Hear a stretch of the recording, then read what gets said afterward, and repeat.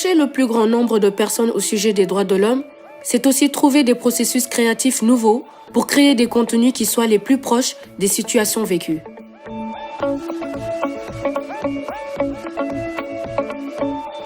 Le projet se nomme Acteur culturel et acteur médiatique en Afrique, Moteur. Il a insufflé des processus innovants pour la création de contenu. En Tunisie, le projet Droit Clinique a mis en place un processus de création territoriale et participatif.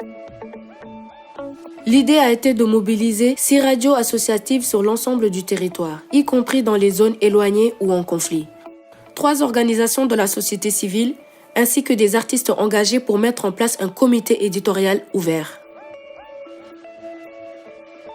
Ce comité a proposé, non pas de définir les thèmes en amont et de les faire produire, mais de mobiliser dans chaque ville des acteurs du territoire. Ces personnes ont produit elles-mêmes la série Droit Clinique avec des cas réels et vécus de violation des droits humains. Mais ils ont aussi appris la scénarisation et la réalisation avec les professionnels dans le cadre de formation Action. De plus, en tenant compte des habitudes des Tunisiens, ce ne serait pas seulement des épisodes pour la radio, mais aussi des vidéos diffusées en ligne sur les réseaux des radios. Double travail donc, réaliser du théâtre radio et le mettre en image, dans des décors à chaque fois différents. Le projet voyage dans 6 villes tunisiennes.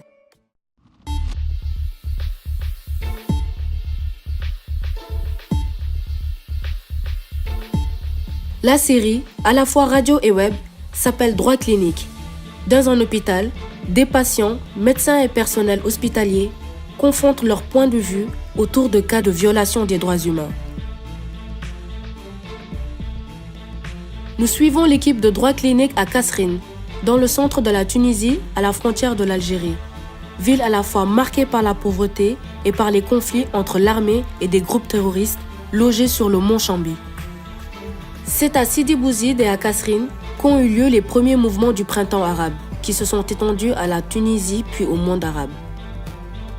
Pour réaliser leur interview, les artistes du projet Droit Clinique ont décidé d'aller sous le mont Chambi, dans une zone où les combats entre l'armée et les groupes terroristes font de nombreux morts. Ce massif montagneux, où l'on peut trouver plus de 200 grottes, est devenu un maquis de groupes djihadistes, responsables de nombreuses attaques sanglantes contre l'armée tunisienne.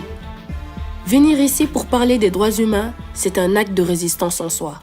C'est une nouvelle expérience excellente et elle est vraiment utile, surtout dans notre période ici de transition démocratique. Penser des situations qu'on aurait pu, que les participants, moi-même, peuvent avoir vécu. Moi, je me rappelle dans la formation de Qirwen Dream FM, il y avait un participant qui nous a raconté une histoire qui se rapportait à une oppression policière qu'il a subie.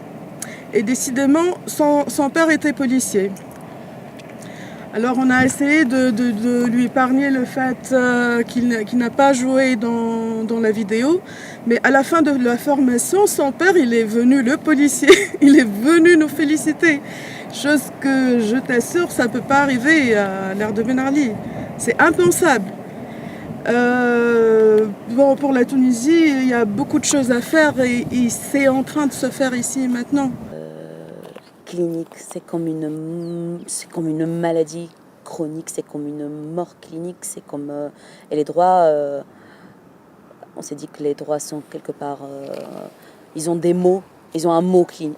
Et dans chaque région ou dans chaque groupe avec lequel on a travaillé, il y a des sensibilités qui imposent le choix des thèmes.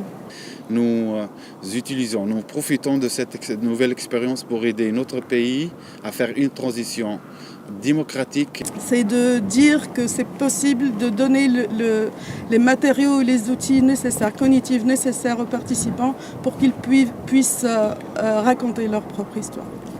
Il y a des générations de gens avant nous qui ont revendiqué ces droits et que maintenant ça s'estompe et qu'on est là pour raviver un peu ça.